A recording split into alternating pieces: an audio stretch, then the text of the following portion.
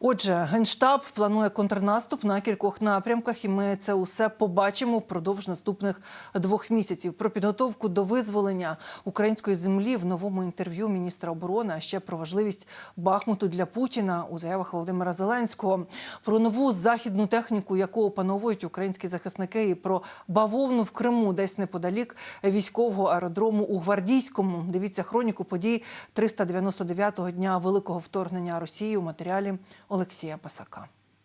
Контрнаступ ЗСУ буде, і у планах Генштабу одразу кілька напрямків. Про деокупаційний рух Збройних сил в інтерв'ю естонському медіа говорив міністр оборони Олексій Резніков. Наголосив, що у 2023 році світ побачить позитивні зміни для України. І нагадав, як ЗСУ визволяли Київщину, Чернігівщину, Сумщину, Харківщину та Херсон. Говорив, що нині потрібно здійснити ротацію бійців, адже воювати понад рік це і фізично, і психологічно вкрай складно. А ще пообіцяв, що всі західні союзники невдовзі побачать передану бронетехніку. You will see them during the counteroffensive campaign under the decision of our general staff. Ви побачите ці танки під час контрнаступу згідно з рішенням нашого Генштабу. Вони все це планують. На різних напрямках усе залежить від часу. Я маю на увазі найкращий час за рішенням військових. А також це залежить і від погоди. Знаєте, навесні у нас сира земля і використовувати можна лише гусеничну техніку, машини без коліс. Думаю, протягом 2 місяців ми це все побачимо. Я маю на увазі квітень і травень. 2 months. I mean April and May. Говорив Резніков про Бахмутський напрямок. Завдяки діям українських оборонців потенціал ворога відчутно слабшає, а решта ЗСУ можуть готуватися до контрнаступальних операцій. Чому Кремлю так важливо було оточити та повністю захопити саме це українське місто? Про це каже вже президент України. Володимир Зеленський переконаний, бункерний карлик може використати цю тактичну перемогу, щоб посилити тиск світу на Україну, а водночас і на українців, яких можуть змусити до певних компромісів з агресором. І саме тому Путін так вперто чіпляється за Бахмут. Тому що для нього це буде перемога. Він продасть цю перемогу.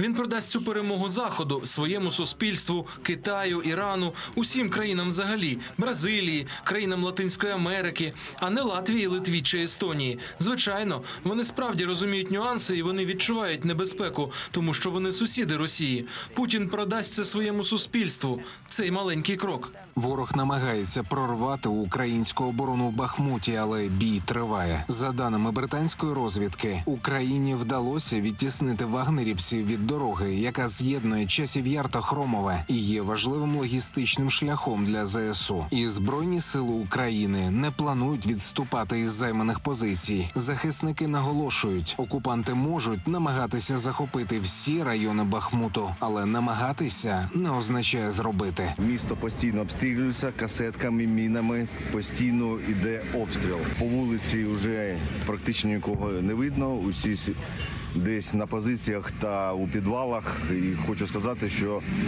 ця частина міста під контролем Збройних сил України, і ворог пройти сюди не може. Що ж, вочевидь, ще може Кремль, так це впевнено годувати лайном своє ж населення. Путін виповз із бункера і почав розповідати, як росіяни стали довше жити впродовж року Великої війни. Ймовірно, хтось і став, але десятки тисяч убитих окупантів і трагічні екскурсоводи на кладовищах Краснодарського краю із цим не дуже погоджуються. По данным Росстата, за прошлый год продолжительность жизни в России выросла на 2,7% за год. Сейчас она составляет 72,8 года. Продолжается снижаться смертность. Столько рядов, столько людей погибло. Там просто не сосчитать. И все погибли 22-го года, конец 23-го, начало. А январь, февраль, март, и все могилы свежие. Все вагнеровцы. Могил чимало, але їх треба ще більше. І для цього Україні треба ще більше корисного заліза. Поки міністр оборони від британських челенджерів переходить до практичної демонстрації німецьких БМП «Мардер», у бійців ЗСУ свої розваги. Вони вже добре познайомилися із французькими легкими танками «Амікс» і вже знають, які трюки можна робити з регульованою підвіскою цього колісного панцерника.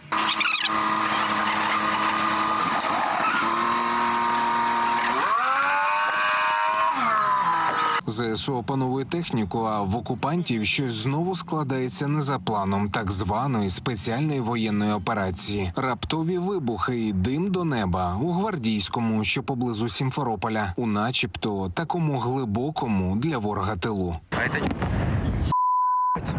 Как я вовремя начал снимать?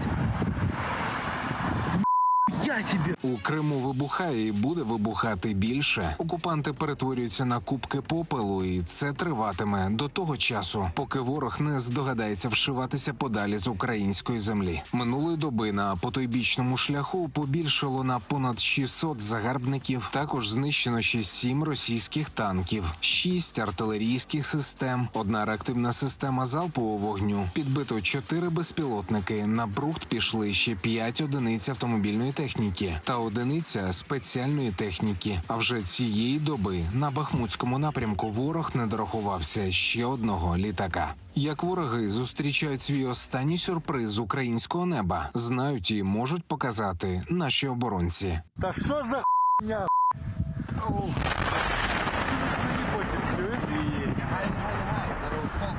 Посадочки. Волна, яка пішла. Щоб все зняв, да? Візуально видко було. Ти знімаєш? Я чув тільки звук, я вже поняв. Отак ми б'ємо пі***ів. І погляд з іншого боку – короткий звіт окупантів про те, чому росіянам не варто йти на штурми українських міст. Вот мы, едем на Северского, который ни хуя не взяли, нас распиздали, Это пока что все, что осталось. От 60 человек. Олексій Пасак, 5 канал.